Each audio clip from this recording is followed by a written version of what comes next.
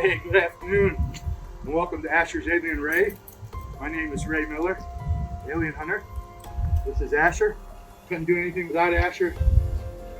Wouldn't be chasing no aliens. He's my sidekick, my bestest friend, and my chief security officer. Couldn't do anything here without the Gypsy Danger, which I call the mothership.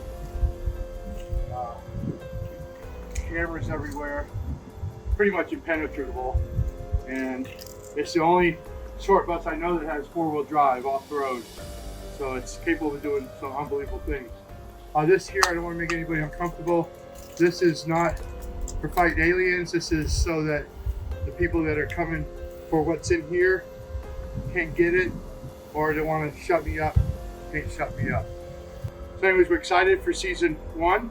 There'll be 10 episodes, 15 minutes to start out with, then work it up to 25, 30 as people share their stories and their videos. But episode 1 is everything that Ray Miller, alien hunter, knows. From Roswell to JFK to Mars.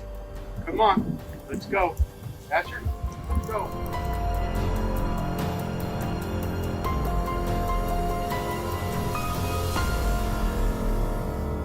Good afternoon, and welcome to Asher's Alien Ray with your host, Ray Miller, alien hunter.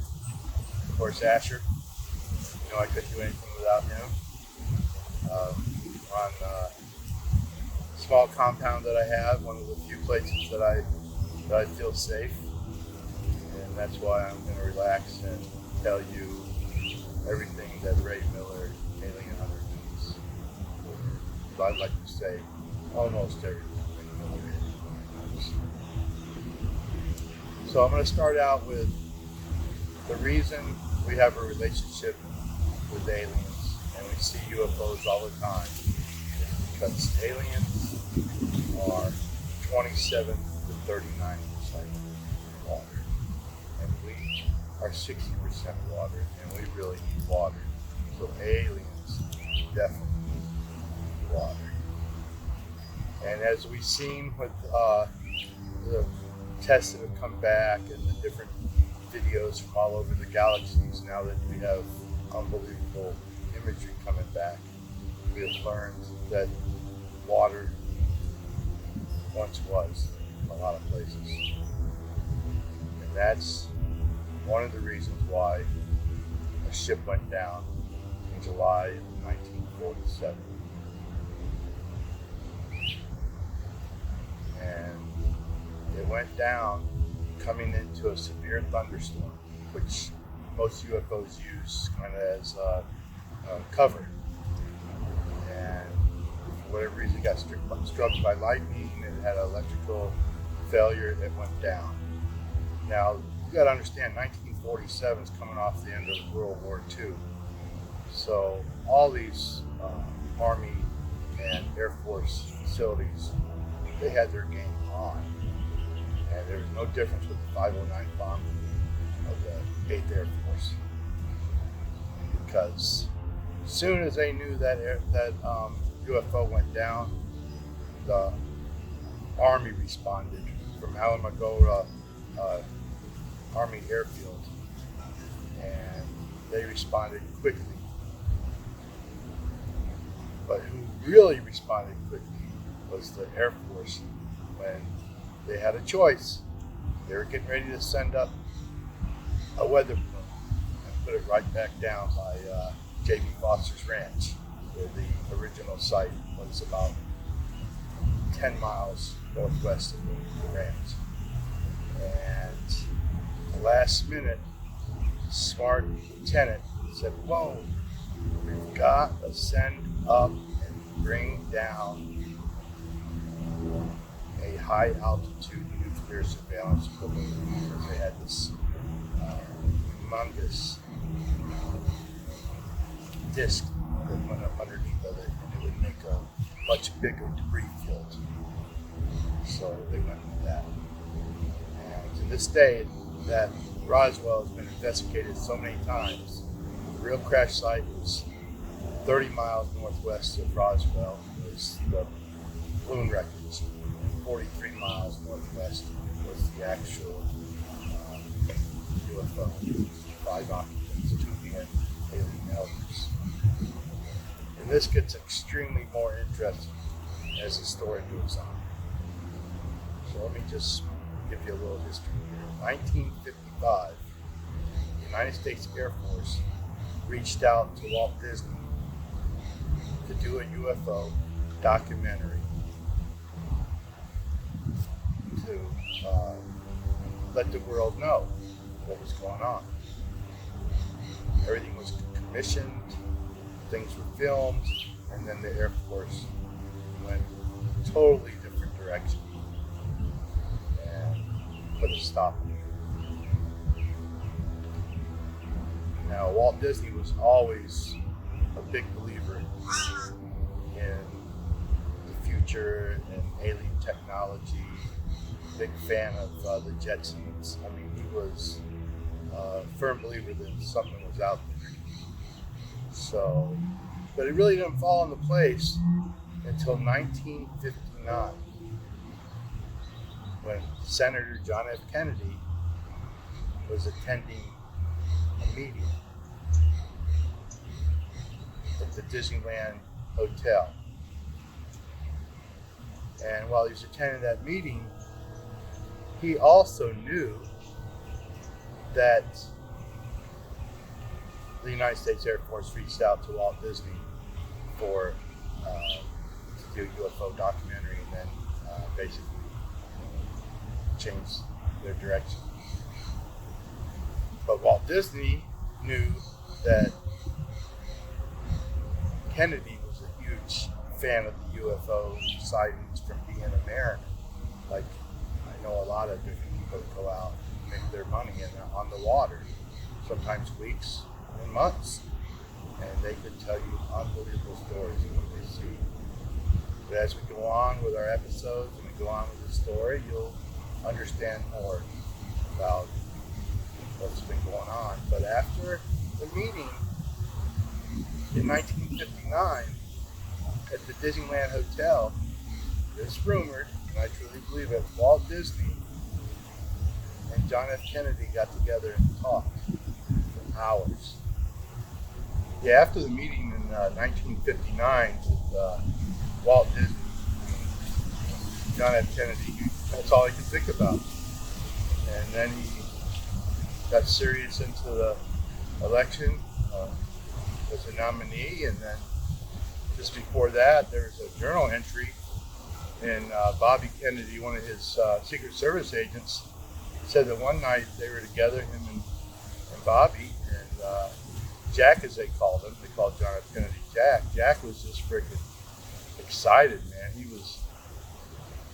He was more excited about being able to look at the Book of Secrets than he was being president, because he didn't want to be president. Joseph, his brother, was supposed to be president, but Joseph was killed in World War II.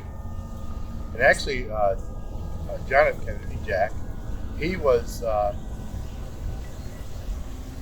mariner all his life, and he went in and he was PT 109 commander, and he actually was sunk.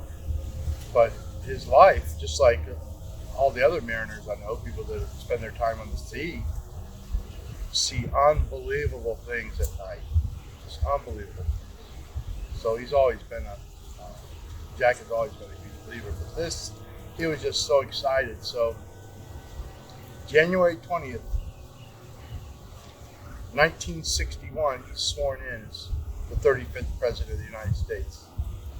And instead of doing, he does all the handshakes and all the bologna macaroni and things he's got to do, but first thing he does when he has his own time, the Book of Secrets. As soon as he read the Book of Secrets, he pulled in some of his seriously super classified individuals. They all made some phone calls. January 27th, 1961, John F. Kennedy is sitting down in front of aliens in Area 51. They had 3 meetings between there and May 24th. They had 3 meetings. The final one was May 24th, where they signed this intense treaty. Let me say something about these aliens. Extremely powerful, but extremely, I guess you'd call it religious, but peace, just the good old stuff. So they hit it off with John F. Kennedy, because when they were at Hangar 18 at the Ohio's Wright-Patterson Air Force Base, they felt like they were detainees. They got a little better in Area 51. But they worked out a plan to have a place for a certain amount of the 749 known species of space aliens. And they decided that they would make a facility, and it was going to be Area 51.7, and they were going to build it with some of the alien technology, and at the same time, John was going to use some of the alien technology to take us to the moon. And that's what he did. He worked out this unbelievable treaty with the aliens, and he reached out to Disney as soon as you did the treaty, because he knew Disney was already looking at Bay Lake, Florida to build Disney World, and he needed the spot because aliens are water-based. He needed a spot with lots of water, and they had a good relationship from their meeting in 1959. They decided to use the construction of a huge project like Walt Disney World as cover for building Area 51.7, in which they did. And in 1971, 181 scientists and specialists and 2,361 of the 749 known species of space aliens also were sealed into Area 51.7. And these people, more than likely, never going to see their families again. And it kind of makes me think of the people that are going to go to Mars. They're more than likely never see their families again. So it was quite a sacrifice, but it was for the better good. And the treaty, we got certain technology over time, because the aliens didn't want to put all that in our hands and then us take them over and whatever. But we had a great relationship. They loved John F. Kennedy, and they're excited about Area 51.7. Unfortunately, John F. Kennedy was assassinated before his dream was recognized. But it now houses 488 of the 749 known species of space aliens. And the water that you see, part of the treaty was the water. So when you see the aliens, spaceships, the UFOs, constantly see them, a lot of them are bringing water back to certain outposts scattered throughout the galaxies, because only 488 of the 749 known species are housed within Area 51.7, which is underneath Florida and through the Gulf and the Atlantic and underneath South America. It's an unbelievable setup. But along with that, unfortunately, comes with temptations. And it was not until 2003 that they found alien DNA inside the facility in one of the humans. So things opened up a little bit. More people got involved because they had to have alien hunter teams trained, and they had to have specialists to deal with alien technology, dimensional defenses, alien technology defenses, and they could only learn that in Area 51.7, which they did. So you'll find out in the near future why I know what I know, and it's unbelievable But we've come a long way from Hangar 18 to Area 51.7. John F. Kennedy would have been proud about that. I am a little disappointed in the ancient alien theorists because they're here, they're among us. I've got a lot of stories to tell you. And so the ghost hunters, they use the EMF readers when they go in there. Well, I want to make it clear that that is alien residue from previous abductions. Asher and I, we surely hope you enjoyed episode 1 of Asher's Alien Ray. Send your questions, your comments, your videos, your pictures, and of course your permission to Ray Miller, Alien Hunter, at yahoo.com. That's Ray Miller, Alien Hunter, at yahoo.com.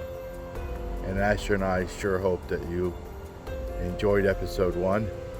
And please like and subscribe. And in 15 days, there'll be episode 2.